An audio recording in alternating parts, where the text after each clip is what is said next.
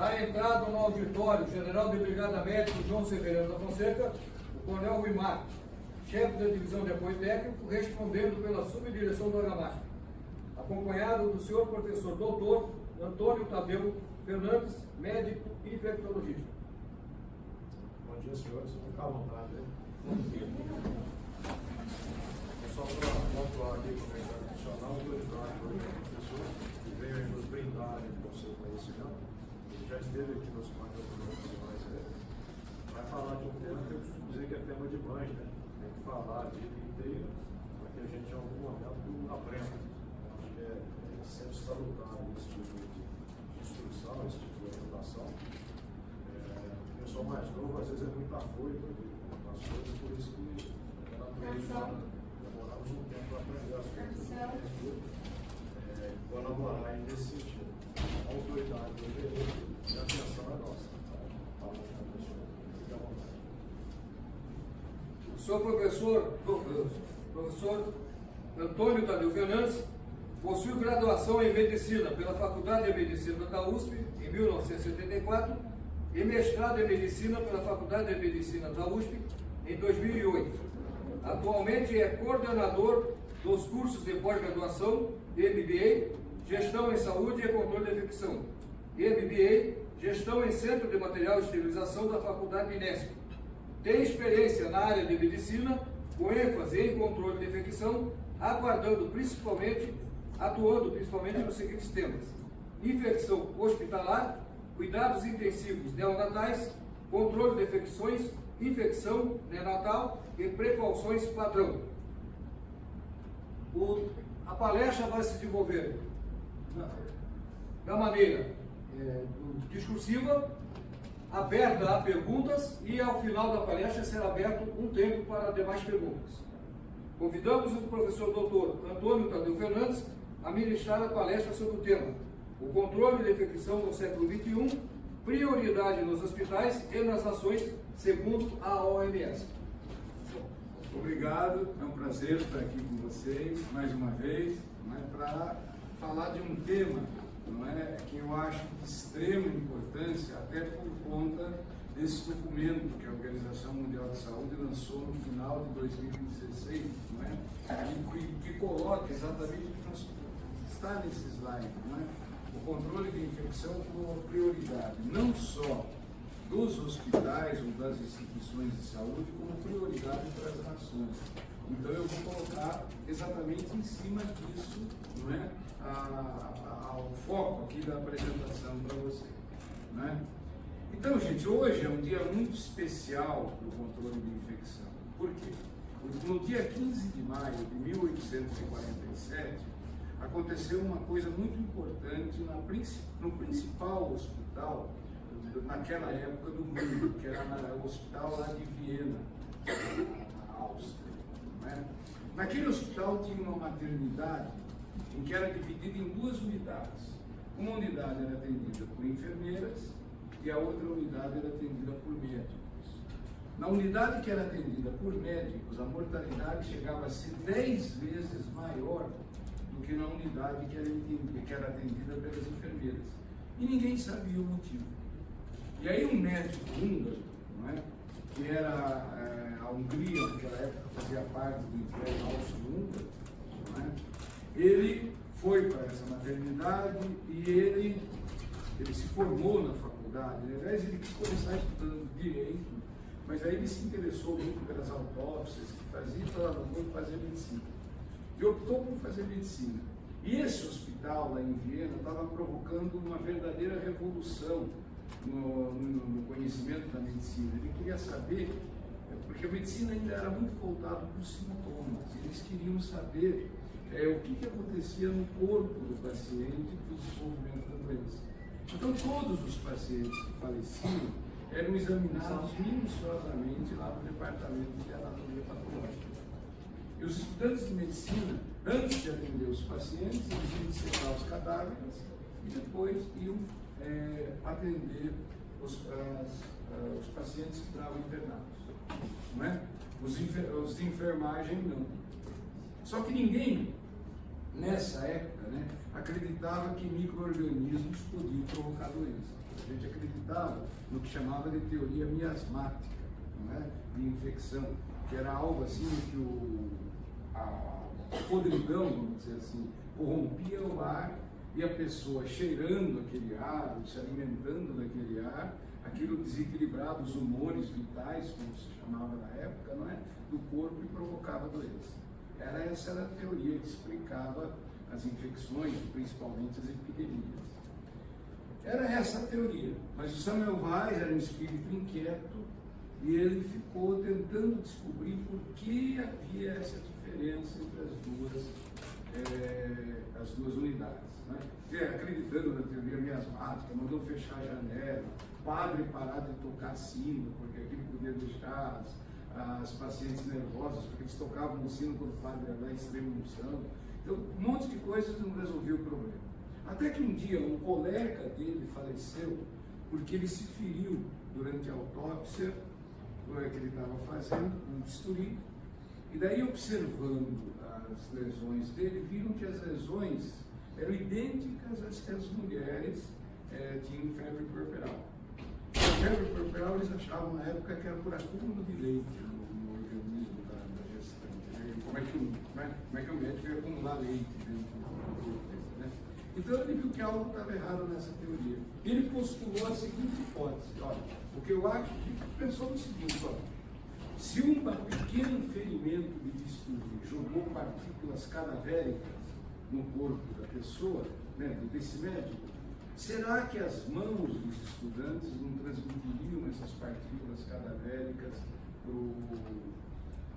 para os pacientes? Não é? Essa foi a pergunta que ele fez. Ele pensou, falou, então eu vou instituir a partir desse dia uma bacia, uma solução clorada, e vou obrigar todo mundo a, quando entrar, sair da sala de necrópsias, não é?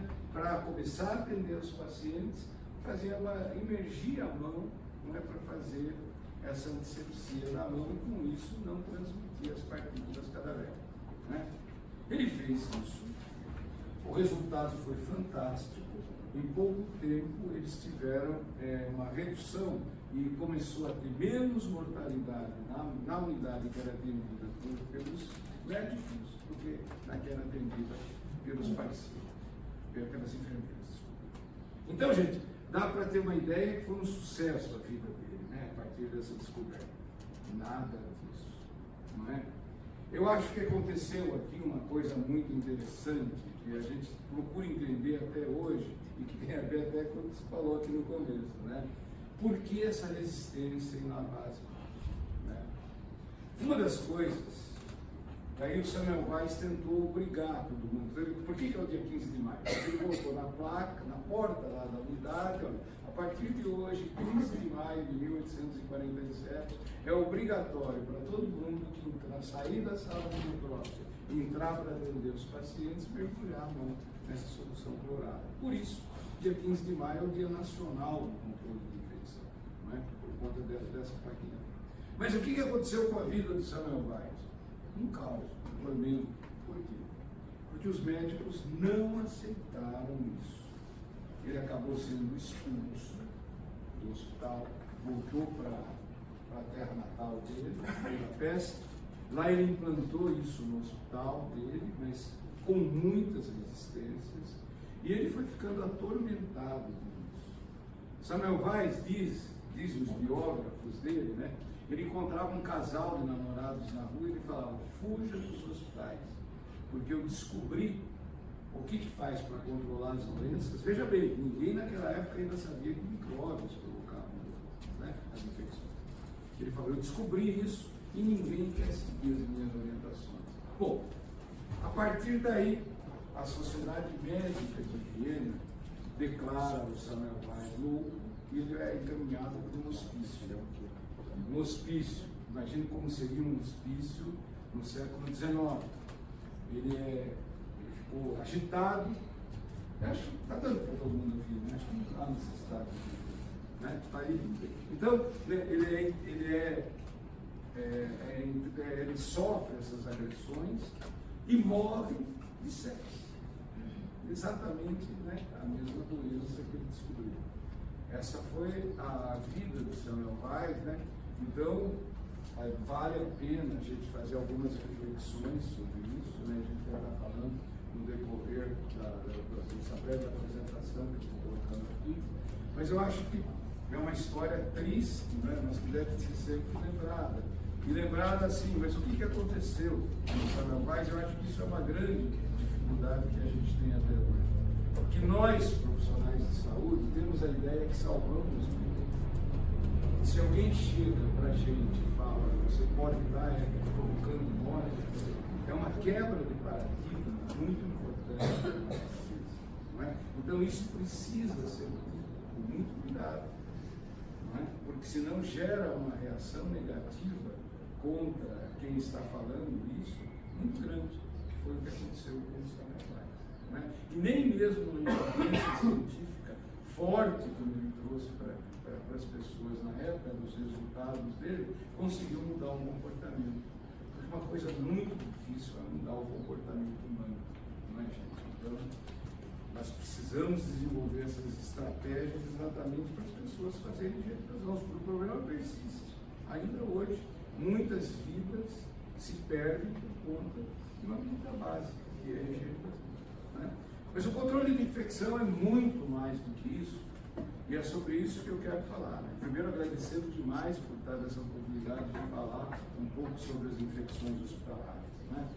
Eu acho que esse documento da Organização Mundial de Saúde, ele é muito importante, porque ele coloca, né, um documento muito legal, quem quiser depois ler no site da Organização Mundial de Saúde, dá para ler, e no meu site, depois eu posso passar até o endereço para vocês, a gente tem esse documento também, se vocês tiverem dificuldade para achar lá, até com alguns comentários sobre ele, né?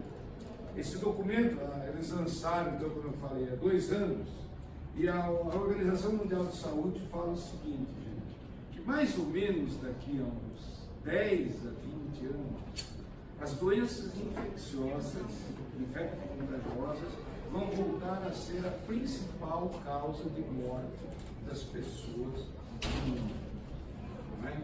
Esse é o problema. Então ela coloca que a partir daí, não é? Ela coloca como prioridade de todas as nações, não é só das instituições de saúde, não, exercerem uma campanha para tentar reduzir isso, para ver se a gente salva a nossa própria vida. Entende, gente? É isso que é o grande ponto, porque isso vai ser o que vai mais matar. Não é? Então, gente, por que isso vai acontecer? Por uma conjunção de fatores que são muito importantes. O primeiro deles são as doenças infecciosas emergentes, relacionadas aqui às alterações que o homem provoca no ecossistema. Né? Nós vamos invadindo áreas. A floresta amazônica é a maior biodiversidade do mundo. Lá não tem só cupuaçu, coisas gostosas, né? Tem também, provavelmente, arboviroses, que também mais silvestres. E se a gente vai invadindo esse ecossistema, a gente pode pegar essas coisas. E vocês, né, eu cada vez admiro mais as ações do Exército sociais, que eu acho que são extremamente importantes para a nação.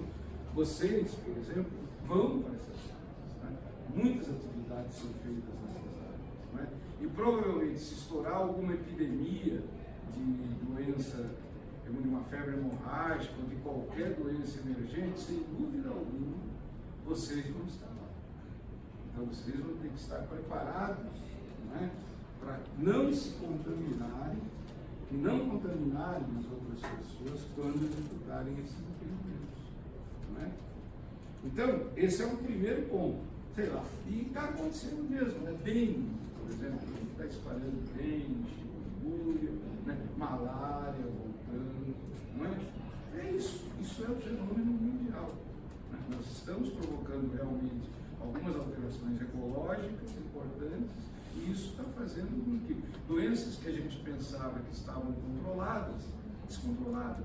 E próprias coisas comportamentais, né? Doenças sexualmente transmissíveis estão voltando, sífilis congênita voltando a acontecer, Quer dizer, não é? Então, esse é o primeiro problema importante, por isso que a OMS coloca CCH, e depois a gente vai explicar por quê, como prioritário. Segunda coisa, né, que é importante, são as grandes epidemias, principalmente as epidemias transmitidas por via respiratória. Não é? Para vocês terem uma ideia, existe sempre um risco de uma grande pandemia de gripe. Não é? Isso pode acontecer. Dependendo da mutação que o vírus da gripe sofra, isso pode acontecer. Tivemos a ameaça da SARS, né, no começo deste século aqui, mas existe esse medo de uma pandemia da gripe.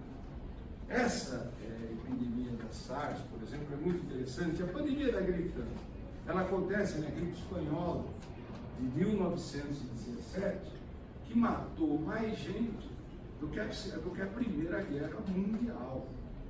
Quer dizer, matou mais gente do que uma guerra mundial, gente, essa pandemia de gripe. Um vírus, invisível, matou mais gente do que a guerra. Né? Então, mas existe esse risco. Não é? E o que aconteceu, por exemplo, na SARS, foi um fenômeno muito interessante. Não é? Quem disseminou a SARS para o mundo? Vou contar um pouco a história dela. A sorte nossa é que não era uma doença tão transmissível. Mas quem levou o problema todo para o mundo está globalizado, esse é o grande problema, era um médico que atendia as pessoas numa cidade lá no Vietnã. Ele vai para Hong Kong, fica num andar do hotel. Ele está muito mal. Né? Mas ele é um médico. Você vai atender uma doença na tua cidade, aqui no hospital, você não sabe se aquilo faz parte de uma grande pandemia. Você está atendendo como um resfriadinho comum, por exemplo. Você vai usar as suas proteções? Não usa. Você deixa o doente tossir um pouquinho, não tem grande problema, é isso. Vou lavar a mão, de vez em quando eu lembro. Não vou lavar a mão, aquela CCH chata, fica falando para lavar a mão toda hora, né? Não vou lavar a mão. Eu vou fazer um atendimento assim. Ele fazia provavelmente isso como cada um de nós vai fazer, até eu faço isso. Não é? Então, ele vai para esse hospital, para esse hotel e fica num determinado andar e contamina as pessoas daquele andar. Não é? E aí, a partir daí a coisa vira um caos, porque uma pessoa estava em Hong Kong, foi parar para o Canadá, a outra foi para outros países do Sudeste Asiático e espalharam essa doença por mundo. Não é? E o que é mais impressionante, quem via as fotos da época, né, todo mundo andando com máscaras na rua, né, é o seguinte: como essa doença se espalhou? Sabe como? Nos hospitais. O paciente que chegava com essa doença e que você não fazia as precauções adequadas, contaminava o profissional de saúde, que contaminava outros pacientes, e o que é pior, ou não sei se é pior, contaminava os seus familiares. E a partir daí, a epidemia se desenvolveu. Certo, gente? Foi uma pandemia, não é? Preocupante, acho que vocês devem lembrar das notícias das SARS, não é? E se ocorrer uma mutação importante, como o vírus da gripe agora, uma nova pandemia, como foi a gripe espanhola de 1917, isso vai acontecer. É previsto que aproximadamente 40% da população mundial pega a doença, até você conseguir desenvolver vacina, coisa assim. E, obviamente, 40% da população normal. Nós, profissionais de saúde, vocês do Exército, que vão estar na linha de frente dessa batalha, poderão ter uma probabilidade maior de se contaminar. Então, vejam como é importante, não é, as medidas de precaução e controle de doenças. Para nós, da saúde, para os nossos familiares e da população como um todo. Se fossem essas duas coisas, né, doenças infecciosas emergentes e grandes pandemias, já dizia que é importante o controle de infecção. Mas tem coisa pior ainda acontecendo dentro do nosso corpo. Para vocês terem uma ideia, né, aqui parece a guerra de Troia, né? Nós temos no nosso corpo 10 vezes mais células microbianas do que as nossas próprias células. Então, a gente é um substrato para crescimento de micro-organismos. A gente não enxerga isso, mas isso está aqui. Está dentro de nós. Só que eles estão em equilíbrio com o nosso corpo. Por exemplo, a flora intestinal até ajuda a gente a absorver alimentos e tal. Mas se esse equilíbrio é rompido, é que vem a infecção. Né? Mas o que está acontecendo com esses micro-organismos? Né? É o problema da resistência microbiana. É o outro terceiro grande problema. Né? Por conta do quê? Do uso indevido de antibióticos. Os antibióticos, uma vez fizeram um levantamento para tentar dizer qual seria a maior contribuição da ciência até hoje para a humanidade. E as pessoas que fizeram esse estudo colocaram que foram os antibióticos. Por quê? Porque os antibióticos aumentaram a expectativa de vida das pessoas em pelo menos 10 anos. E o que de melhor uma ciência pode fazer do que aumentar a duração da vida das pessoas? Eu posso fazer uma pergunta para vocês agora, por exemplo, aqui. Quem já teve um processo infeccioso e que sobreviveu por conta de antibióticos? Levanta a mão, eu sou um deles. Olha, praticamente metade desse auditório poderia não estar aqui se não existissem antibióticos. Não é? Então, gente, só que nós estamos perdendo os antibióticos por conta do seu uso indevido. E não é só o uso indevido na área médica, não. A gente usa o antibiótico indevido, por exemplo, muita comida que a gente come vem com antibiótico.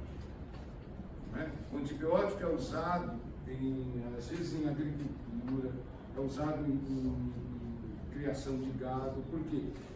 Pelos distúrbios ecológicos também, nós vivemos em São Paulo, por exemplo, que é um sistema predador da natureza. Eu preciso ter locais aqui próximos produzindo alimento em grande quantidade. Então os animais ficam confinados, não é? A própria agricultura fica tudo muito próximo. Se tiver uma peste, né, alguma bactéria, algum micro-organismo atingir os animais, ou atingir aqueles vegetais, aquilo pode perder toda a coleta. Então usa-se antibiótico. Usa-se antibiótico até como fator de crescimento para cá. Não é? E com isso, o que está acontecendo, gente? Né? Os micro-organismos estão ficando resistentes aos antibióticos. Não é? Então, essa é a terceira grande ameaça. A perda dos antibióticos ou a resistência microbiana. E quais são as principais armas que nós, da espécie humana, temos para tentar vencer essa batalha? Que é uma batalha difícil, hein? Além, eu não vou comentar aqui as coisas de sustentabilidade ecológica, porque eu acho que eu não tenho conhecimento suficiente para falar sobre isso, mas eu acho que seria um ponto importante, né? Mas eu acho que, primeira coisa muito importante, olha, eu preciso ter um sistema de notificação de doenças diferentes, não é? Eficiente, para que as autoridades sanitárias, inclusive o Exército, obviamente, não é? Tomem as medidas emergenciais adequadamente, para que vocês não sejam surpreendidos no momento de ir para um determinado local, né, e estar atendendo aquele caso como se fosse um caso banal e de repente é uma grande pandemia que vai ser um terror para vocês, para a família, para o país. Então, uma primeira coisa, eu preciso ter esse sistema de notificação de doenças eficientes, funcionando, né, em cada hospital, em cada posto de saúde, não é? E vocês que fazem esse atendimento muitas vezes em condições, né, precárias, mas que é extremamente importante para essas populações ribeirinhas, por exemplo, lá na Amazônia.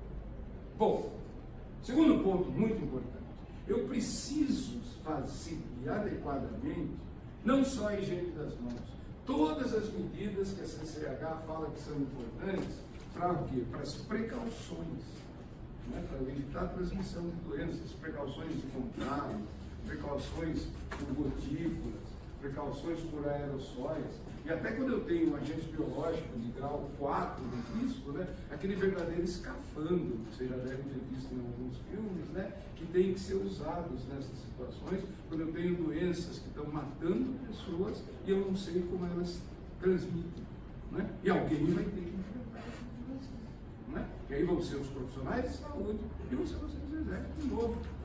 Não tem escapatória, né? E quem é então profissional do exército e de saúde, seguramente vocês vão estar na linha de frente. Né? Então, poxa, essa é uma. Então, notificação de doenças é um ponto, sistema de isolamento é outro ponto, e uma estratégia consciente para o emprego correto de antibióticos. Porque se a gente usar antibiótico para tratar coisa que não precisa, o que o antibiótico faz? Como é que o antibiótico surgiu? Né? Eu acho que o antibiótico surge por uma coisa assim muito simples, e é muito antes da existência da espécie humana. Não é? Se a gente for aceitar, e eu aceito os princípios a respeito também quem aceita o criacionismo, mas veja bem, eu acho que a história, né, a ciência diz que a Terra tem 5 bilhões de anos, alguma coisa assim, e as primeiras formas de vida foram os micro-organismos.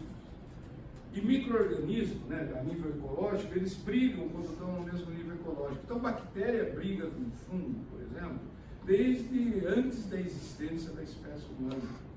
Elas já estão muito acostumadas com essa luta. E como é que bactéria briga com fungo?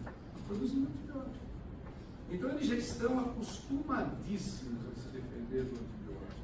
O homem só descobriu essa arma, né, e começou a usar exatamente na Segunda Guerra Mundial, usar em larga escala. Né? Nesse período.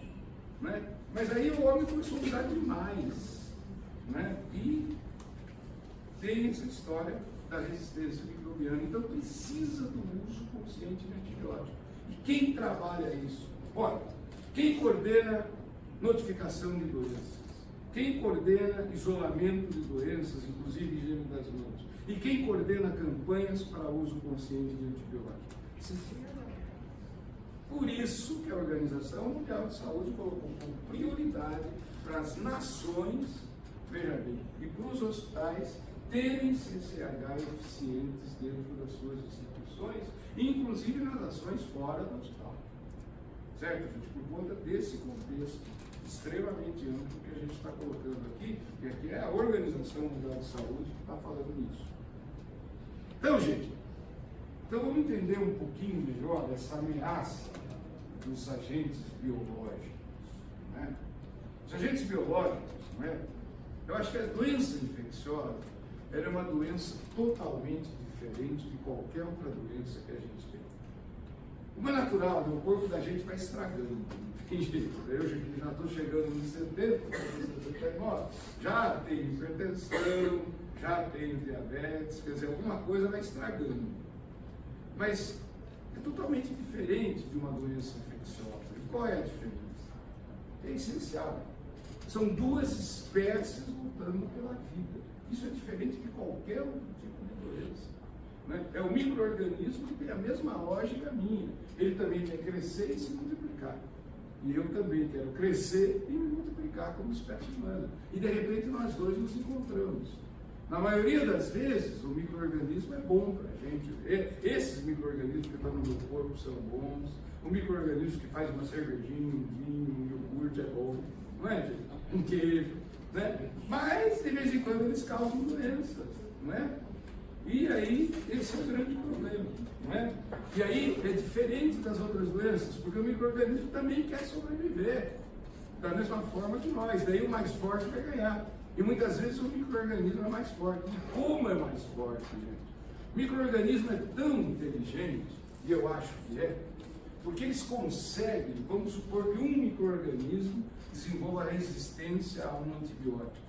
Ele passa essa informação genética até para outras espécies de micro-organismos, por vários mecanismos. Nós, da espécie humana, não conseguimos dialogar direito entre nós. É uma verdade. O micro-organismo dialoga até com outras espécies, ensinando como é que se faz resistência. O micro-organismo cria, em próteses, por exemplo, biofilmes, né? Que são estruturas altamente complexas, difíceis de você remover. Uma cárie, por exemplo, é um biofilme. Você vê que você tem que remover com o motorzinho do dentista, não tem jeito. Né? Então, os micro-organismos são muito mais versáteis, muito mais flexíveis do que a espécie humana. E se essa guerra realmente acontecer dos micro-organismos versus a espécie humana, eu acho que eles vão ganhar. Nós não vamos ganhar essa guerra, não. Por mais tecnologia que a gente invente, eles estão aqui desde a época dos dinossauros, sobreviveram àquela extinção em massa, e se a espécie humana destruiu o planeta ou se autodestruir, né? Os micro-organismos vão continuar aqui presentes sem dúvida alguma, né? Então, gente, esse é o grande diferencial das doenças infecciosas em relação a qualquer outro grupo de doenças. É uma briga entre duas espécies para a sobrevivência no planeta, né? Quando o homem descobriu o antibiótico, achou que tinha resolvido de vez a ameaça das doenças infecciosas, né? Chegou a ter um livro de medicina famoso que dizia assim, ó, se você for examinar um paciente com uma doença infecciosa, ou tiver um paciente com uma doença infecciosa, ele fala, primeiro você dá penicilina, espera 3 dias, falava isso, ó. Se ele não melhorar, você associa a tetraciclina, que eram os antibióticos da época. Se ele não melhorar, você associa streptomicina. Se ele não melhorar, em 9 dias você examina para ver o que ele tem. Então era tão grande a presunção em relação aos antibióticos que você achava isso. Outra história era assim, ó, né? Não precisa limpar mais o ambiente, nada disso. Vamos dar antibiótico para todo mundo que entra no hospital, provocar o que se chamava de antisepsia interna. E com isso você resolvia o problema das infecções, né? Ninguém pegaria mais infecções. Aí eu vou contar até a minha própria história. Eu, quando em 74 me formei, eu resolvi fazer infectologia. Chamava na época medicina, doença tropical, coisa assim, nem chamava infectologia. Moléstias infecciosas, né? Os colegas falaram para mim, Tadeu, você está louco fazer isso. Falaram 2 coisas. Falaram assim, primeiro, eu acho que daqui a pouco vou inventar um antibiótico que acabe com todas as bactérias, não vai ter mais doença infecciosa. E segundo, dar antibiótico todo mundo sabe. Todo mundo mete a mão. Neurocirurgia só neurocirurgião faz, mas a infectologia todo mundo mete a mão, né? Então eu tinha essa ideia que a gente ia vencer os micro-organismos. Que presunção da espécie humana, né? Aí um monte de coisa começou a acontecer. Eu acho que a primeira grande bordoada aí na nossa presunção foi a AIDS, né? Já na década de 80 fala, pera lá, meus amigos, a coisa não é tão simples assim nessa guerra com os micro-organismos, né? Mas eu acho que aqui eu vou entrar num outro assunto que eu acho que é também muito interessante para a gente entender nessa guerra do homem com o micro-organismo. E essa eu acho que está diretamente ligada com vocês. Eu vou me intrometer numa área, mas eu acho que está. Que é a história da guerra biológica, né? A guerra biológica é uma coisa muito interessante, ela sempre aconteceu, né? E a primeira grande coisa da guerra biológica é ainda na Idade Média, quando estava lá, só para citar um exemplo, eu nem sei se foi primeiro, mas estava aquela luta lá do Império Otomano contra o antigo Império Romano do Oriente. Então tinha uma cidade lá do Império Romano do Oriente que estava sitiada pelo exército turco-otomano. Aí a cidade não se rendia, mas estava em condições precárias porque não tinha água direito, alimento, não estava ruim. O que os otomanos fizeram? Começou a ter uns casos de peste bubônica, né? E eles fizeram o que quando o cadáver morria? Eles jogavam esse cadáver para dentro da cidade sitiada. E com isso, a peste bubônica foi o que derrotou finalmente aquelas pessoas. E aí os sobreviventes foram para a Europa, né? E teve a pandemia de peste que aconteceu, que matou 1/3 da população europeia. Essa pandemia de peste que aconteceu e atingiu toda a Europa, né? Guerra biológica.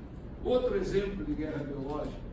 Às vezes até a gente se pergunta, né, como é que 500 espanhóis chegaram aqui e lutaram e venceram, né, potências, eram potências militares, sim, o Império Maia, pelo menos o Império Azteca era. Ele dominava todos os outros lados. Não tinha arma de fogo, mas tinha flecha. Flecha também dá para atingir a distância, dá para matar também. E a desproporção era gigantesca em termos de pessoas, né? Mas eles ganharam a batalha. Sabe como é que eles ganharam? Guerra biológica de novo. Veio gente com varíola e gripe. Aqui parece que não tinha isso. Então a imunidade dos índios aqui da época, dos astecas, eles morreram, principalmente, não foi por conta das armas dos europeus, não, por conta de doenças, malária, gripe. Mas também contra-atacaram, levaram sífilis para a Europa. Foi uma guerra biológica, só que a arma que os europeus trouxeram transmitia pelo ar. E a dos índios transmitia só por relação sexual. Qual que é mais fácil transmitir? Pelo ar. Né? Então, perderam a guerra biológica. Né? Guerra biológica é um negócio muito distante? Não, Segunda Guerra Mundial tivemos exemplos. Né? Tivemos no campo de concentração lá dos nazistas, fizeram experiências, né, de guerra biológica. Os japoneses fizeram. E japonês é um negócio estranho, né? Desculpa a brincadeira, mas eu tenho que falar. Eles inventaram uma arma biológica que eu acho que até hoje é a coisa mais absurda, mas está nos livros. Eles faziam umas bombas com pulgas infectadas, com peste, para jogar na China, lá na Manchúria, lá. Eu acho incrível, né? Eu acho que essa arma era uma arma autodestrutiva, né? Como é que você vai enfiar a pulga dentro de uma bomba? Né? Eu acho que esse é um negócio só do japonês que gosta de miniatura, né? A gente fica falando disso, mas é um negócio muito louco. Mas fizeram até uma arma disso, mas teve, né? Guerra biológica também na Segunda Guerra Mundial. Bom, Segunda Guerra Mundial termina, né, num momento assim que eu acho muito interessante. Eu não estou me metendo numa área de vocês, vocês me corrigem, mas eu acho que, assim, pelo que eu entendo, né, ela terminou num conflito latente. De um lado vinha a União Soviética e do outro lado vinham os aliados. E a Alemanha estava no meio. Aí derrotaram a Alemanha. Acho que parou no momento que ia ter esse confronto. Quem ia ficar com a Alemanha e tal, acho que ficou aí. E aí veio a Guerra Fria. Para a Primeira Guerra, para a Segunda Guerra Mundial, aconteceu um negócio muito interessante para o controle da infecção. Por isso que eu estou falando isso aqui, voltando na guerra biológica agora, para voltar para o controle da infecção. E qual foi a história? Exatamente, né, os Estados Unidos entrou em guerra com o Japão e eles iam lutar lá naquela região lá, perto do Pearl Harbor, naquela região. Né? E Atlanta tinha um clima parecido, inclusive com malária e tal. Então eles montaram uma instituição militar, levando lá infectologistas, epidemiologistas, enfermeiros, microbiologistas, exatamente para simular, naquele cenário, né, dar uma olhada no treinamento militar, fazer esse acompanhamento de doenças, coisas assim, e essas pessoas foram lá nos campos de batalha depois na Ásia. Terminou a guerra, mas ficou a Guerra Fria, né? Ficou uma guerra que durou até a queda lá da União Soviética. E eles ficaram preocupados que se desenvolvesse guerra biológica. Então, o CDC não desmontou. Essa instituição militar, que nós chamamos Centro de Controle de Doenças, continuou a existir em Atlanta e ficava monitorando qualquer doença estranha para ver se seria ou não guerra biológica. Bom, então o que acontece e o que isso tem a ver com o controle de infecção e por que o CDC é referência mundial ao controle de infecção? Não é? Por um simples motivo. Aí, esse uso abusivo de antibióticos no hospital, o que provocou? Começou a provocar a resistência, principalmente dos estafilococos, né, que eram os germes predominantes na época, o Auris, por exemplo, à penicilina, que se usava abusivamente. Então, o CDC falou, já estão preparados para estudar a ameaça biológica, então comecem a ajudar os hospitais a ver o que pode se fazer para controlar essa epidemia que estava acontecendo nos hospitais americanos. Então aí o CDC começa a orientar o controle de infecção, rever as medidas de isolamento, rever o uso adequado de antibióticos, os procedimentos padrão para você evitar a contaminação, não é? Enfim, ele cria isso, né? E a existência das comissões de controle de infecção, não é? Então o CDC assume praticamente isso. Então, gente, eu acho que dessa breve colocação que eu fiz para vocês, acho que foi breve, né? Não sei quanto tempo levou no controle aqui pela... Mas eu acho que dá para a gente entender, na minha opinião, a importância do que eu estou colocando aqui para vocês, não é? Eu acho que existe uma grande importância do Exército, principalmente do Exército, comparando com as forças armadas, né? uma grande importância do Exército para a saúde da coletividade, para a saúde do país. Não é? E que essa grande importância que tem, aliada a esse trabalho bonito que vocês fazem com a população mais necessitada do país, está ligado a essa interface que eu chamaria com o controle de infecção. Porque primeiro, eu acho que assim, vocês têm, eu acho admirável quem vem do Exército, porque ele coloca praticamente a sua vida para a nação, porque pode, num determinado momento, estar aí. Mas eu acho que preservar a vida de vocês é uma coisa muito importante, não é? E preservar desse inimigo invisível, que é o micro-organismo, é uma coisa muito complexa, muito difícil, não é? E nisso, então, é que eu volto para o documento da Organização Mundial da Saúde. Nisso, priorizar um controle de infecção numa instituição militar, num país, em qualquer hospital, obviamente, é fundamental. Entende, gente? É fundamental para preservar a saúde da nação, mas agora voltando, da família de vocês e de vocês. Certo? Então, aqueles princípios são extremamente importantes. Então, a gente até lançou 2 lemazinhos interessantes agora há pouco tempo, pensando sobre essas coisas, Eu acho que o controle de infecção, ele é muito importante, porque hoje se fala muito em segurança do paciente, que eu acho que também é uma coisa extremamente importante, Você veja que a gente está começando a criar a cultura que nós, profissionais de saúde, podemos provocar doenças, sim. E não fazemos isso por mal, não é porque nós somos do mal. Podemos provocar. Então precisamos estar conscientes, trabalhando esses riscos da assistência para diminuir essas intercorrências. Mas o controle de infecção, na minha opinião, vai além. Ele vai da segurança do paciente. Por que eu vou tomar essas medidas só para quem está internado? Só para o paciente? Não, eu preciso trabalhar essas medidas para toda a humanidade. Então, o controle de infecção ele tem que evoluir da segurança do paciente para a segurança da humanidade. Concordam comigo ou não? E quem é a ponte para essa transformação do controle de infecção de ser da segurança do paciente para a segurança da humanidade? Vocês. Sem dúvida alguma. Porque vocês é que vão estar na linha de frente nesses episódios. Isso não acontece só em filmes de ficção, não. Se acontecer aqui no país, vocês vão estar na frente. Junto com nós, dentro dos hospitais.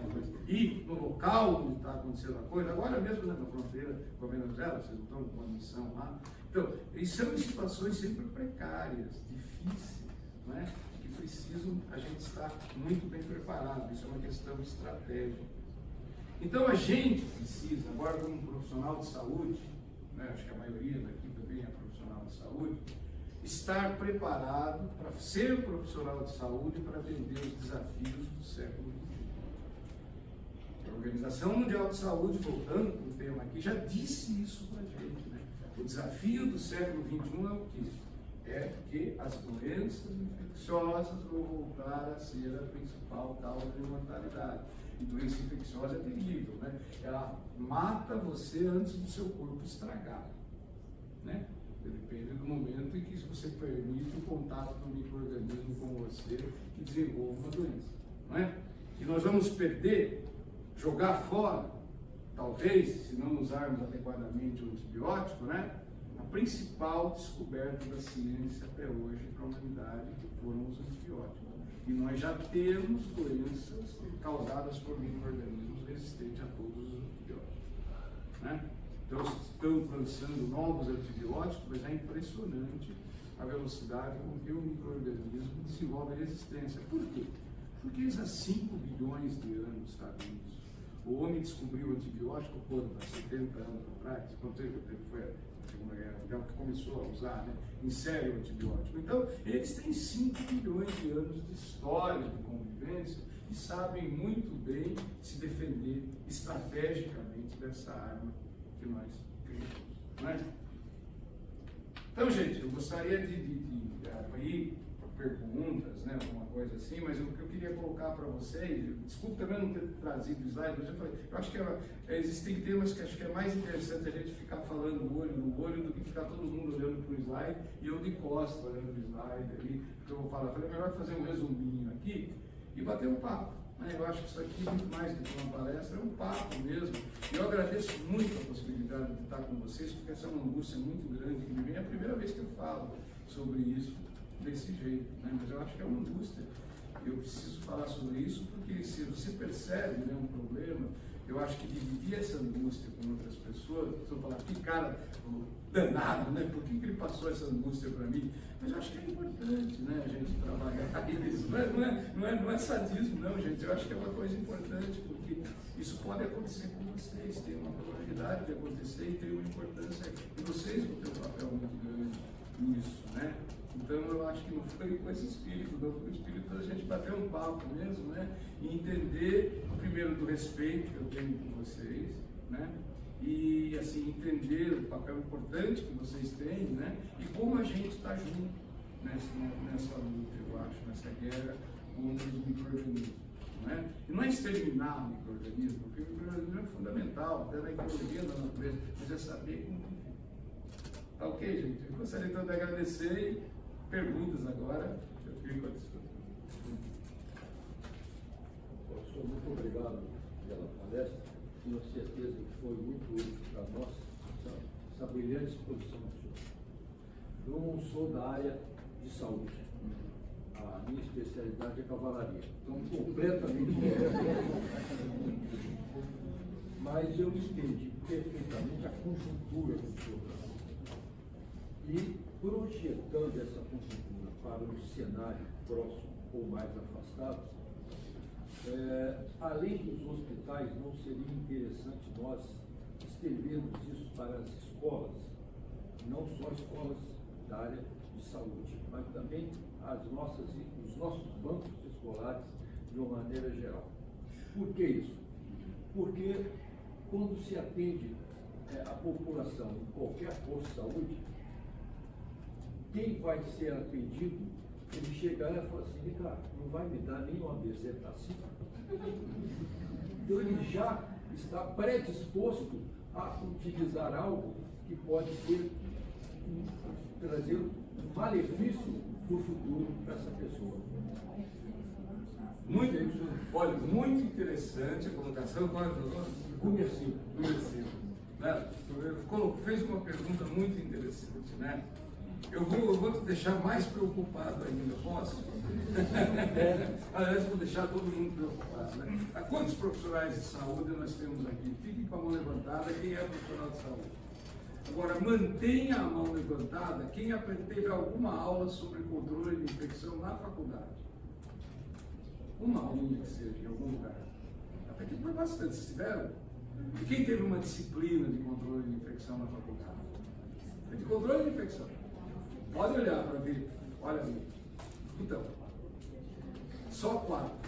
Quer dizer, nem o profissional de saúde, porque essa aula também é dada sem dar muita ênfase, né? Às vezes é na microbiologia, às vezes é na infectologia, não é assim?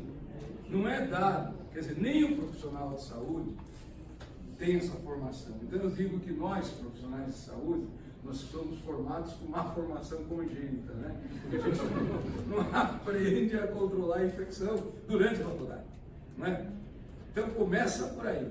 E a população, então, menos ainda. Daí o que sobra? Olha que coisa interessante. Sobra para nós, para ela, para o pessoal da CCH, que também não é pedagogo, a gente não sabe fazer essas coisas de jeito. Nós vamos ter que ensinar os outros. E nós vamos ter que ensinar a comunidade. Mas eu acho que é fundamental isso que você falou.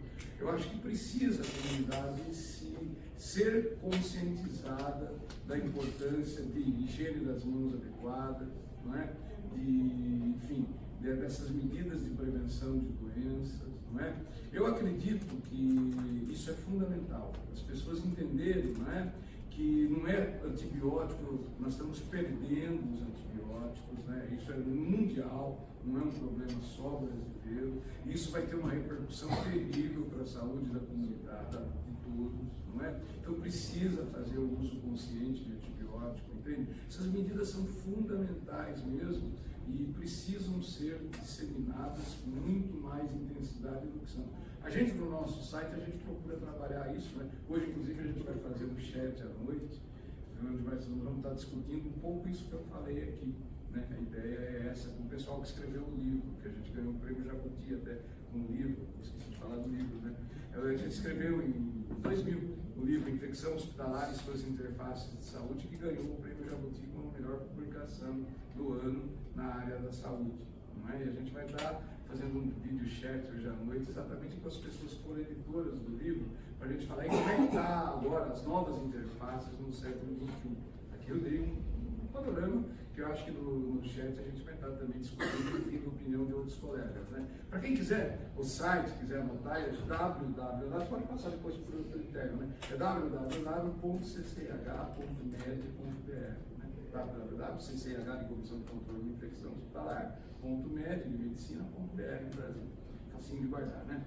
Mas a gente trabalha nisso para tentar educar a comunidade, mas eu acho que é um esforço muito pequeno, né? Muito pequeno, quer dizer, em termos de abrangência, eu acho que isso precisa ser muito mais disseminado, né, para as pessoas entenderem que não é para usar antibiótico, qualquer coisa, não é? E para ter esforços mesmo para entender a ameaça real das doenças infecciosas.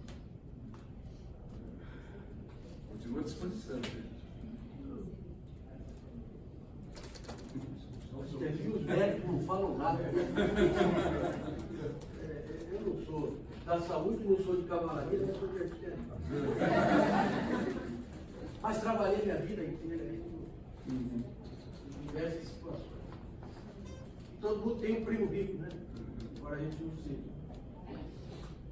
E tive a oportunidade de trabalhar na área de frigoríficos. Ovinos, bovinos, suínos e das aves. E lá comecei a aprender uma série de coisas em relação à contaminação. E essa contaminação, parece que não, mas ela é preocupante. E eu vi isso no meu olho que está aqui, né? O que acontece? Os plantéis de animais que são criados, principalmente os de criação intensiva, chamados confinados, a dosagem de vacinação em cima desses animais eu acho que é acima daquilo que é o normal. Então, determinados animais, quando vão para o abate, eles entram. O frigorífico é o contrário de uma montadora de carro. É uma desmontadora de bicho. Abate e você vai tirando as coisas, né? Então, nessas mesas é que acontece a chamada contaminação. Então, quando, por exemplo, são várias linhas de desmontagem. Quando uma mesa dessa contamina, é preciso, e aí onde eu acho que entra aí o CIF, né, o Sistema de Fiscalização Federal, é preciso interditar toda aquela equipe sair, se higienizar, e aquele material ser incinerado, senão se perde o grande lote e aí pode levar um sério perigo de segurança alimentar das pessoas. Então, às vezes, os profissionais aqui podem até receber alguém com problema de infecção alimentar decorrente, né, de uma contaminação vinda do mau uso lá da vacina, lá para a ingestão lá do plantel lá. Isso, olha. Eu não sei se tem a ver alguma coisa, mas é uma observação que eu faço e eu acho que tem uma correlação. Tem uma correlação, não sei se tem a ver com a vacina, mas tem a ver com o método de trabalho que é feito lá, né? Vocês já ouviram falar? Preocupante. Olha, tem como é que eles chamam a doença do hambúrguer? Porque isso aí é a primeira vez que aconteceu, é a Escherichia coli 0157, que causa uma diarreia, um quadro intestinal, Mas o que é importante é o seguinte, quando a bactéria morre, ela elimina toxinas que destroem o sistema circulatório do paciente, daí ele pode morrer ou por insuficiência renal, ou por algum dano cerebral, pode deixar sequela.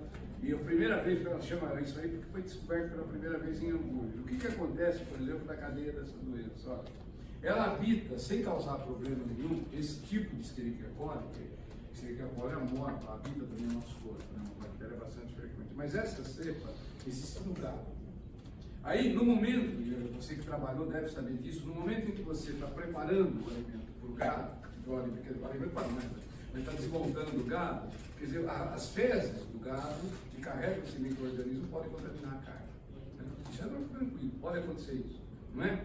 E aí, se essa carne, por exemplo, ela vai para o açougue, vamos supor, ela pode ainda estar contaminada. Agora, você, se for utilizar esse alimento cru ou mal cozido, pode dar problema, entendeu? Quando ele está contaminado com essa bactéria, não é? E pode, por exemplo, teve um surto na Escócia muito interessante, que morreu um monte de gente, em que foi contaminado um açougue.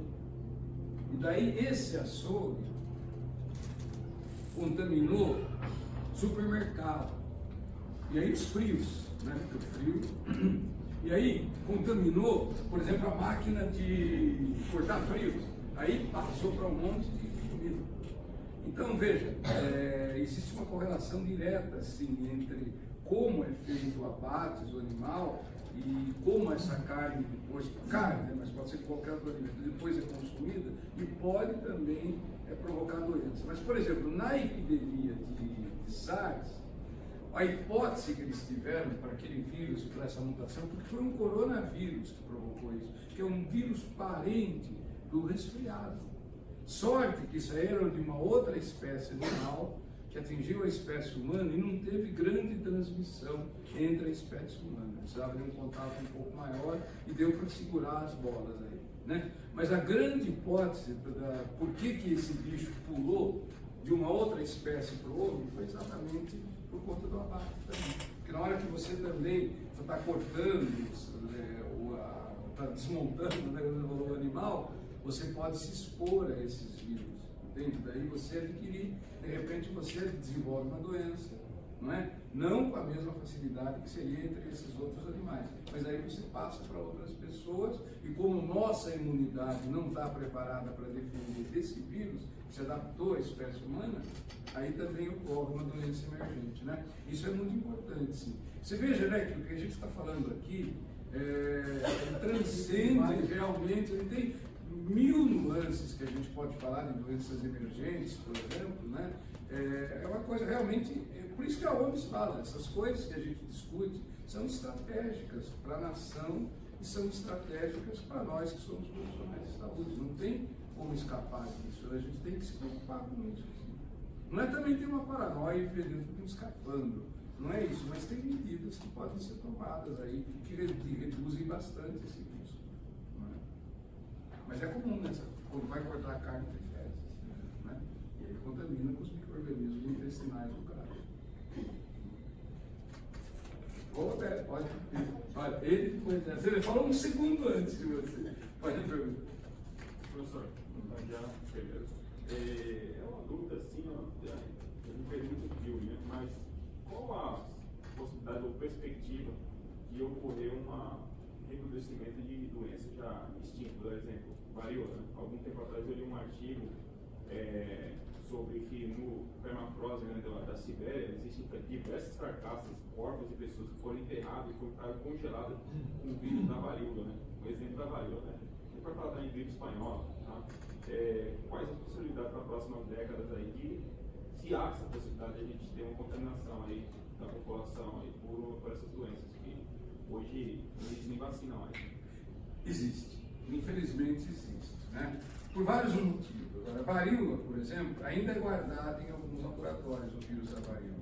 Se alguém quiser usar a varíola como guerra biológica, por exemplo, imuniza os habitantes daquele país, mantém isso em segredo e solta no outro, vai ser uma catástrofe. Entende? Né? Isso pode acontecer. Né? Pode acontecer, porque a velocidade de você produzir essa vacina da varíola, não sei se seria rápida, se a gente teria condições de estar resolvendo isso. Tem um parente muito próximo da varíola, que é a varíola do macaco. Já afetou pessoas, veterinários, pessoas que trabalham também, e essa também tem um grau de que é um vírus que pode se adaptar à espécie humana, não se transmite tão facilmente, mas é tão mortal quanto. Então pode acontecer sim, não é? Gripe espanhola, nós também estamos sem imunidade para aquilo. Se voltar a ter alguma coisa parecida, mas aí o vírus da gripe está mudando todo ano, né? É que a gente teve sorte até agora e não teve aquela mudança fatal, vamos supor, né? Mas, por exemplo, na gripe espanhola, muita gente morreu da pneumonia, né? Ou bacteriana.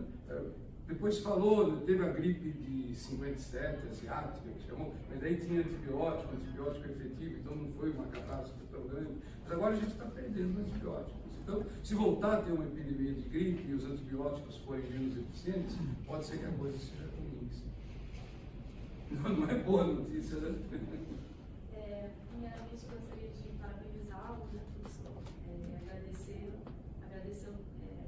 pela presença aqui, é uma honra tê-lo aqui conosco, né? E reforçar a ideia que o professor estava falando, né, que o controle de infecção ele extrapola, né, o hospital, né? Não é apenas controle de infecção no HMASP, no hospital vai muito além disso, né? É algo que esse controle rigoroso de infecção é algo que, sendo realizado, ele vai ajudar para não findar a existência humana na Terra, né? Então, que vai extrapola os hospitais, né? Então, aqui eu gostaria de reforçar aqui a importância, né, de pedir a ajuda, né, da equipe médica, da equipe de enfermagem, todos os presentes aqui, para nós realizarmos esse controle de uma forma mais eficiente possível aqui no hospital, né? Nós já colocamos o sistema de notificações aí no hospital, né? Já está em vigor. O controle de antimicrobiano vai se tornar muito mais rigoroso, né? Nós reestruturamos a fichinha de antimicrobianos no hospital e a partir da semana que vem vai se tornar obrigatório o preenchimento dessa ficha, né, para todos os médicos. Então, é uma forma de fazer esse controle, né, que é necessário, né, professor? E também as medidas de precaução, né, isolamento, que os protocolos estão sendo reformulados e em breve também nós vamos estar disponibilizando a todos vocês. Tá? Agradeço demais a presença do senhor. Queria fazer uma pergunta em relação a perspectivas de novos antimicrobianos. Como é que o senhor vê essa situação? É real? Uma coisa assim que o senhor acha que vai, os países mais desenvolvidos, enfim, vão estar lançando novos antimicrobianos ou isso aí não existe? Como que vai ser essa velocidade? Como que o senhor vê essa situação? Pelo menos para deixar menos angustiado, né? Posso dizer que eu vou deixar mais angustiado? Posso, acho que eu vou deixar. Primeiro, deixa eu falar uma coisa da primeira parte que ela falou, que eu acho que é muito importante, né? Muita gente acha que o controle de infecção, nós somos fiscais, somos chatos, somos policiais, né? Porque eu fico observando as pessoas trabalhando. Não, a gente não é isso, né? Se passamos essa imagem, desculpe, não é essa a nossa ideia, não. A nossa ideia, eu acho que deu para eu colocar aqui, é entendendo, né, o risco real das doenças infecciosas e como a gente tem que tratar com seriedade esse inimigo oculto, né? Eu acho que o exemplo do cavalo de Troia é bem interessante, né? Troia bobeou e dançou, né? Eu acho que o micro-organismo está dentro do nosso corpo, como o exército estava dentro do cavalo de Troia. Agora, em relação aos antibióticos, acontece uma coisa muito interessante e preocupante, que é o seguinte: o que acontece efetivamente com um antibiótico? Primeiro, é difícil. A pesquisa do antibiótico é muito complicada, é diferente. Você precisa descobrir algum micro-organismo, normalmente é assim, né? Que já tem alguma arma contra aquele outro micro-organismo e adapta aquilo para a espécie humana. Então, para adaptar, tem todo um tempo de desenvolvimento desse antibiótico, para ver se ele não é tóxico e tal, que leva em média de 10 a 20 anos até você poder comercializar. Então, é um investimento muito alto, não é? Que uma indústria, por exemplo, que algum laboratório da indústria farmacêutica faz. Né? Aí, como é um investimento alto, ele é caro. Então, o primeiro problema é o problema já aquisitivo. Quem poderá comprar, quem poderá usar o antibiótico. Não é? Esse é o primeiro problema. E o segundo grande problema, maior do que esse, é o seguinte. O antibiótico é para tratar uma infecção, porque infecção é um processo agudo, a exceção da AIDS, que é crônico, né? Mas a maioria das infecções, ou você cura ou você morre em pouco tempo. Então, os laboratórios não têm muito interesse em investir em pesquisa para tratar doença aguda, porque o melhor para eles é tratar doença crônica. E quanto mais a pessoa sobreviver, mais tempo vai ser freguês do medicamento deles. Porque além disso, ainda tem o problema da quebra das patentes. Então, por exemplo, a empresa A gasta um monte em pesquisa para lançar um antibiótico, daqui a pouco, lá num país onde o controle de patentes é menos rígido, faz uma cópia desse antibiótico A pela metade do preço. E daí o cara perde mercado e não tem um retorno financeiro. Então, o que acontece? Muitos laboratórios que foram importantes em lançar antibióticos não têm mais essa linha. São poucas indústrias farmacêuticas, né, que pesquisam antibióticos. Então eu acho que aqui, na minha opinião, se a espécie humana se levasse a sério isso, eu acho que isso deveria ser financiado pelos governos, pela Organização Mundial de Saúde e pelas próprias universidades, entende? Porque eu acho que, ou então, ter um financiamento para essa indústria que está fazendo essa pesquisa. Porque senão para ele não é vantagem, ele prefere um remédio para hipertensão, um remédio para diabetes, que a pessoa vai usar a vida toda, do que investir numa coisa que você trata 7 dias, 5 dias, 10 dias, entenderam, gente? É uma questão de negócio. Eu acho que aqui é uma outra situação que eu acho que isso aí daria uma discussão grande realmente, né? Até que ponto a saúde pode ser misturada com um negócio, ou saúde seria, né? Porque no fundo é um negócio. Um hospital, um negócio, um laboratório também, que é dinheiro, né? Eu acho que, mas até que ponto, né, as medidas de saúde são muito mais do que um negócio, é uma questão até de segurança nacional, como a gente está vendo aqui, ou segurança populacional, né? Então, vocês estão vendo que precisam, né, de medidas importantes, né, para tentar resolver isso. Mas, infelizmente, a resposta, de novo, é assim. A gente tem alguns antibióticos sendo lançados, mas olha, tem uns gráficos, isso aqui eu não trouxe gráfico nenhum aqui, mostrando, né, o tempo de lançamento do antibiótico e o tempo para desenvolvimento de resistência. Né? Para os primeiros antibióticos, isso levava 10 anos, 15 anos. Agora, tem antibiótico que é lançado e em 1 ano os micro-organismos já aprenderam a ficar resistentes. Está diminuindo esse tipo. Por quê? Pressão seletiva. Isso é pressão seletiva. Darwin já falou isso para a gente, né? As bactérias também, as mais versáteis, as mais flexíveis, são as que sobrevivem melhor. Entendeu? Então elas estão também ficando inteligentes, né? Em termos de rapidez em desenvolver mecanismos de resistência aos antimicrobianos. Porque não tem jeito, gente. A gente não vai inventar um antibiótico que mate todas as bactérias. É humanamente impossível isso. E eu acho que até não tem jeito, nunca nós vamos inventar isso, é impossível. Não é? Então temos que descobrir outras alternativas para tratar a infecção, talvez, enfim. Mas tudo vai ser muito caro. E vai envolver muita pesquisa. Professor, na volta sobre a higienização das mãos, quais as ferramentas que o senhor tem visto que aumentam a adesão dos profissionais? Boa pergunta também, olha. Como melhorar a adesão à higiene das mãos? Né? Existem várias. A melhor que eu achei, que foi extremamente criativa, foi uma que fizeram na Áustria. Eles resolveram, e isso foi feito para a comunidade, e nem foi para o profissional de saúde.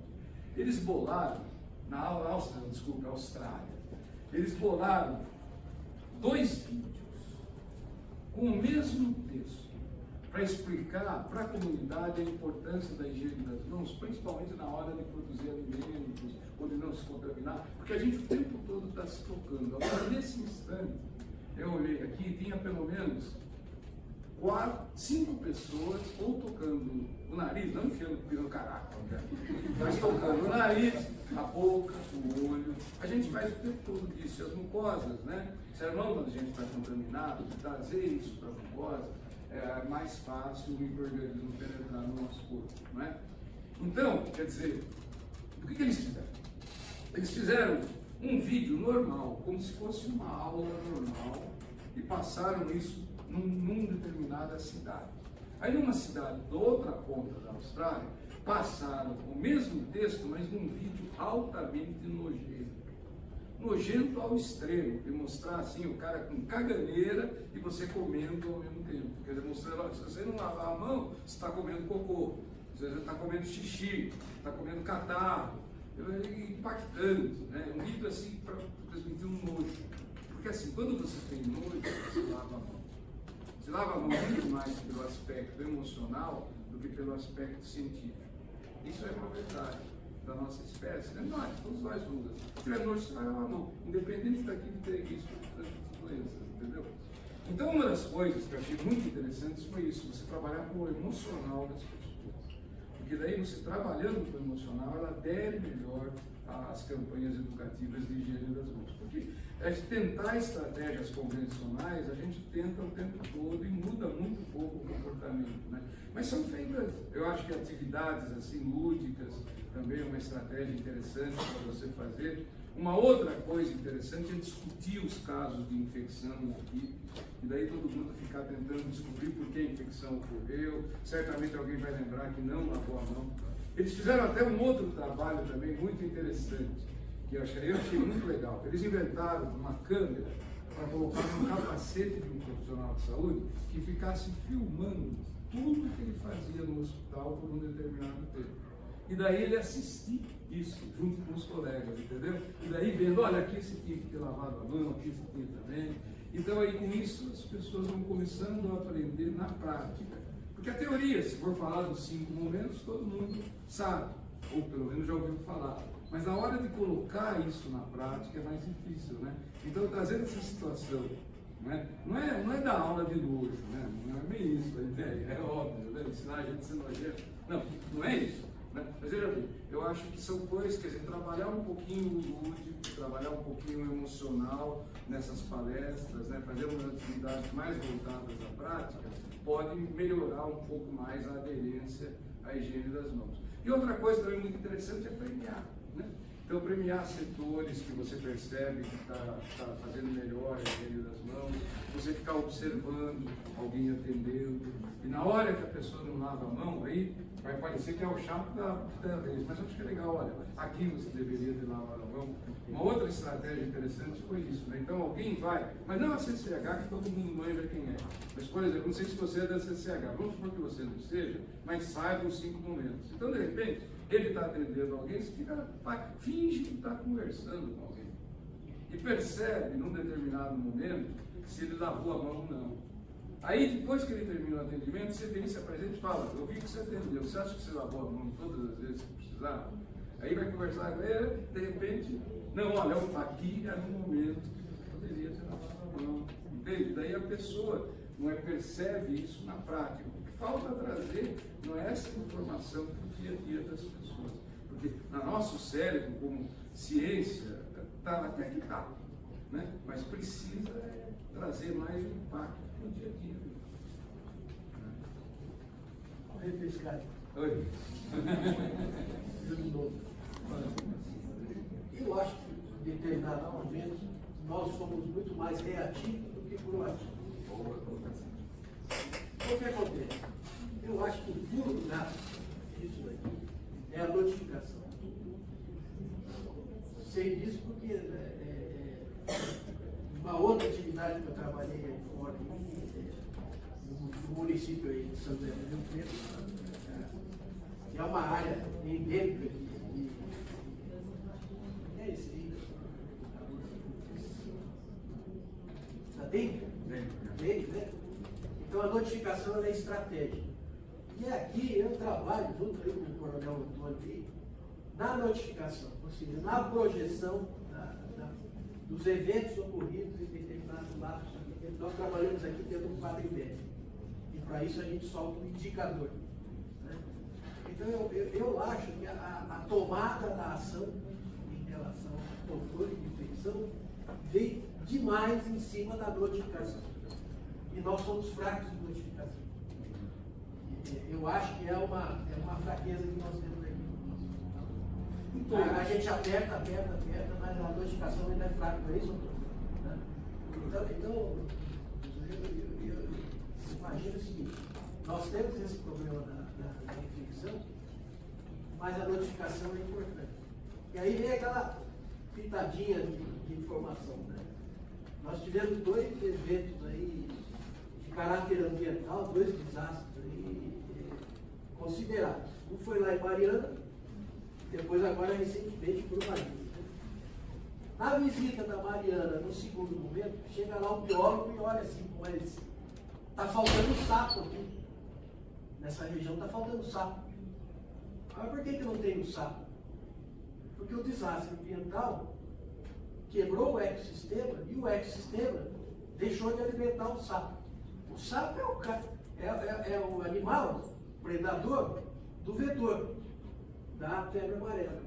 E essas áreas mineiras aí viraram todas, voltaram ao problema da febre amarela pela quebra do ecossistema. E isso aí eu acho que é um fator que tem que observar também, né, no controle de quebra de ecossistema por uma ação, falta de controle governamental em áreas, em atividades aí onde possa ter quebra de sistema ambiental. Eu acho que você colocou 2 pontos fundamentais, né? Eu acho que sem dúvida alguma. São 2 pontos muito bem percebidos, e eu gostaria de comentar uma terceira coisa. Olha. Primeira coisa é isso, notificação é fundamental, seja da infecção hospitalar, para você reduzir riscos no hospital, ou seja para as autoridades sanitárias para identificar doenças emergentes. Não é? Então, notificação realmente é fundamental. Segundo ponto que você colocou, acho que ecossistema, é isso mesmo. Até tem um livro muito interessante que eu li, ele chama Teia da Vida. E ele parte exatamente disso. Ele fala, né, ele pega a frase até que foi um índio que escreveu, por incrível que pareça. Né? Ele diz um negócio, olha, o homem não teceu a teia da vida, ele é apenas um de seus ramos. Tudo o que ele fizer para um raminho da vida recai sobre ele depois. Porque o ecossistema, o sistema ecológico é isso que a gente falou. Morreu o sapo, não come mais inseto, aí é dengue, é febre amarela. Vem mais E vem, claro. Vem mais Exato. Quer dizer, as coisas são todas ligadas e a gente tem dificuldade de entender essa interface das coisas. Agora, o que eu acho interessante é o terceiro ponto que eu ia comentar. Veja como está interessante essa nossa conversa aqui. Quer dizer, nós não estamos só falando como profissionais de saúde, acho que falta muitas vezes é o diálogo. A gente, por exemplo, começar a conversar sobre esses problemas e deixar a mente solta, entende? E falando e chegando a conclusões e depois partindo para ações. Eu acho que essas coisas são importantes. Eu acho que não está interessante o que nós estamos conversando aqui. Eu acho que vocês imaginavam que ia dar uma aulinha de higiene das mãos, né? Não nem toquei nos 5 momentos. Mas eu acho que é importante a gente fazer essas reflexões, não é? E dessa maneira que nós estamos fazendo, assim, com pessoas o quê? Eu volto a falar, com pessoas que são como vocês, que têm na estrutura do caráter de vocês a doação. Vocês têm, né? Por que vocês vêm para a militar? É doação. Por que o profissional de saúde vai para a área de saúde? Também é doação. Então, juntar essas 2 doações, olha como é rica a conversa, entende como podem surgir ideias extremamente importantes que, se trazidas para a prática, né, podem mudar esse panorama. Né? Eu acho que é interessante essas observações colocadas. Né? Continua à disposição, gente. Quem quiser, pode. Isso. Ontem, aqui na Gramado, tive a oportunidade de conversar com um general que ficou durante 8 anos na ativa como general, engenheiro, quase engenheiro militar. Ele dizia, foi uma conversa de segundos, minutos.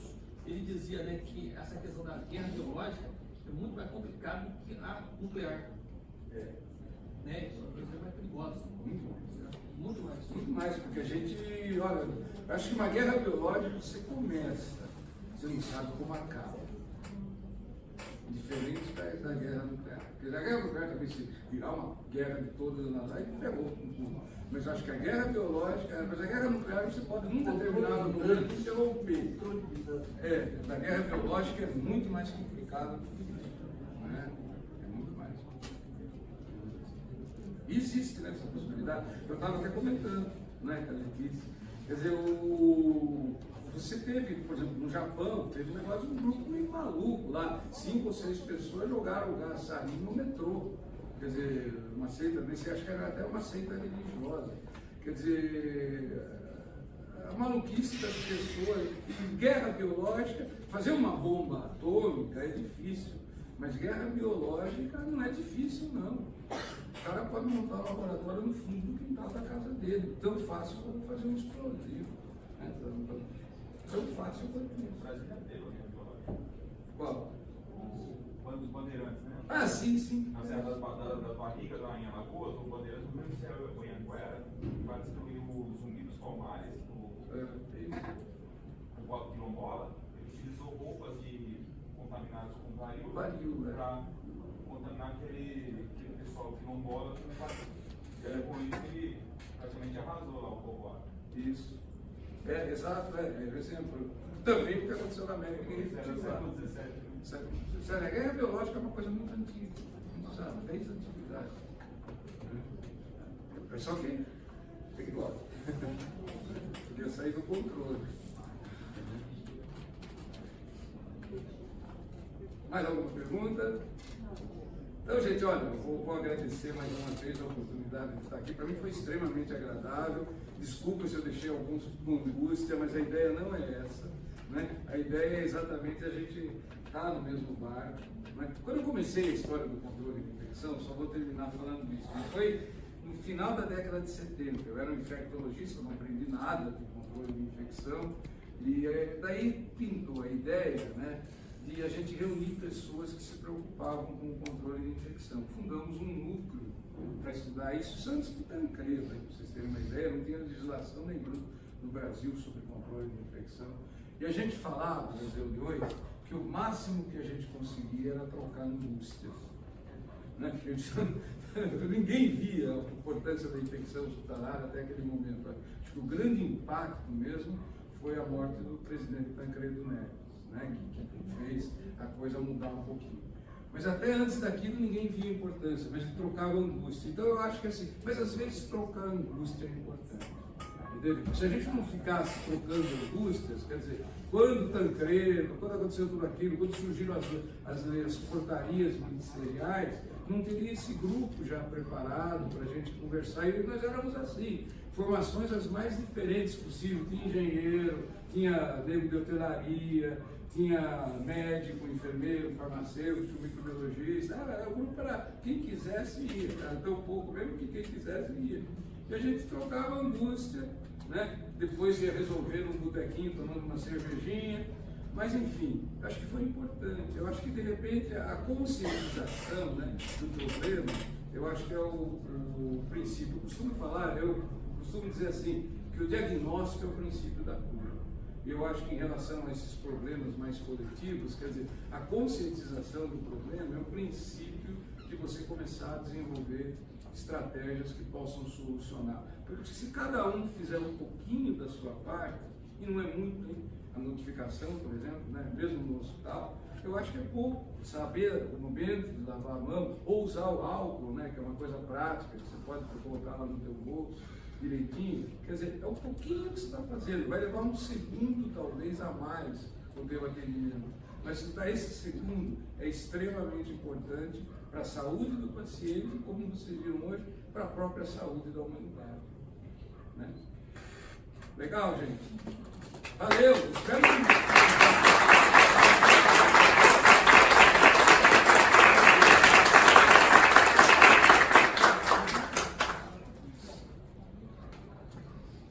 Antes do encerramento aqui, fazer só duas colocações aqui com o seu arquivo do Rui. Primeiro, eu gostaria de ver que o senhor conhece história e conhece muita coisa de história. E com essa parte de higienização, eu, na academia, sou de Mantel Velho, eu tive 2 cadeiras, há pouco tempo atrás, quando eu era capitão intendente, uns 30 anos.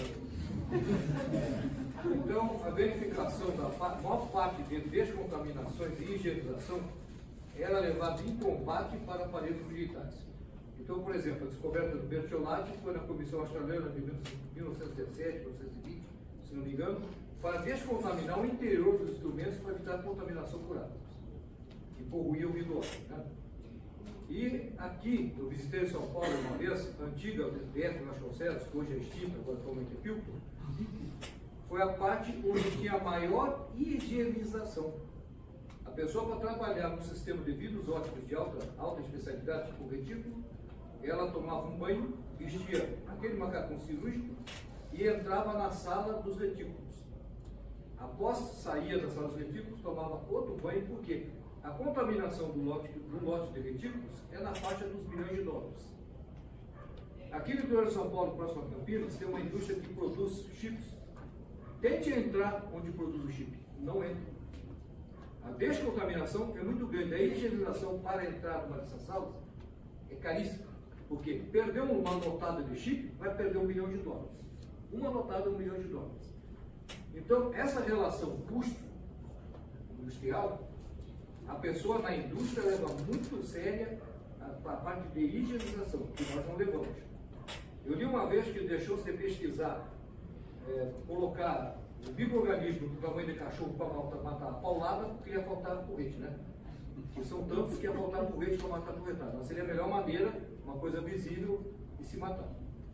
Certo? E fiquei feliz de ver que o senhor ensinou justamente o que eu ensinava, multiplicado por -1, que eu ensinava a contaminação biológica na academia militar. Eu ensinava justamente as técnicas de contaminar. E a primeira técnica para contaminação é a minha preservação. Eu tomo vacinas e remédios para contaminar o inimigo. Respondendo ao Antônio, porque senão eu vou ser o contaminado. Porque aquele mosquitinho que eu lanço lá no inimigo, ele vem e pica também. Certo? Então aqui, a continuação do Mar. O Coronel Rui Mário vai fazer uso da palavra, agradecer ao senhor e posteriormente entregar um diploma aqui pela sua participação. Bom, preliminarmente aqui eu queria dizer que o professor conseguiu fazer um benefício na infectologia. Mas a gente desculpe, normalmente os infectologistas são muito chatos. Conseguiu fazer uma palestra suave, mas suave sem deixar de fazer aquilo que é o intuito da palestra, que é passar conhecimento, né? E mais que isso, despertar a atenção dos senhores para um assunto de extrema importância. Quando a gente fala de século XXI, né, a gente esperaria que no século XXI a preocupação fosse as doenças degenerativas, já que hoje a gente vive mais do que vivia, né, no século passado. Nós esperaríamos aí que a preocupação fosse o câncer, né, fosse as doenças da área circulatória, e não, parece que está voltando aí com força total as moléstias infecciosas, né? Não sei se ficou vendo, moléstias infecciosas mesmo. Então isso aí está voltando com força, né? Então isso aí demonstra a importância do assunto está sendo tratado aqui. Ele conseguiu fazer isso com suavidade, o pessoal ficou bastante atento. O pessoal é tímido, né? Por isso que as perguntas custavam surgir, mas como o senhor viu que o assunto foi interessante, se eu não cutucasse, o pessoal está entrar aqui até agora. Então a gente gostaria de agradecer ao senhor, é uma distinção que o senhor vem aqui, né? Nosso convite foi uma distinção.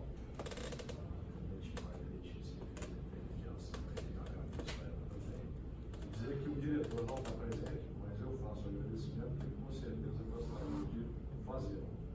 Em relação ao que o professor Conte falou, né, que a maioria, tirando aqui os nossos alunos e residentes, os demais são militares. Né? Então, quando eu disse que o senhor é estrategista, é porque a primeira regra para a gente vencer o inimigo é ter respeito por ele. E foi o que o senhor disse, né? Eu tenho respeito ali pelo patógeno, né? Pelo IgE.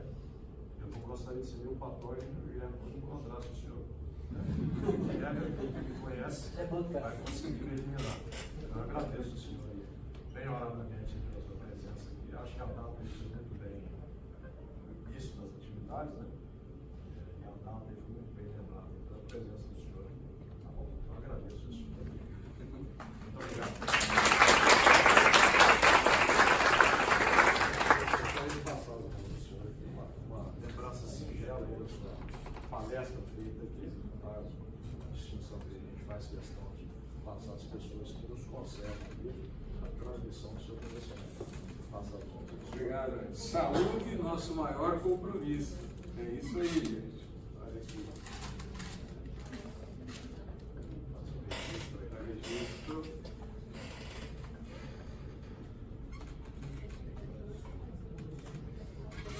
Mais uma vez, eu gostaria também de agradecer, eu estou muito emocionado, até porque eu acho que superou as minhas expectativas, até acho que como a gente conseguiu interagir, muito bacana. Então, só para convidar,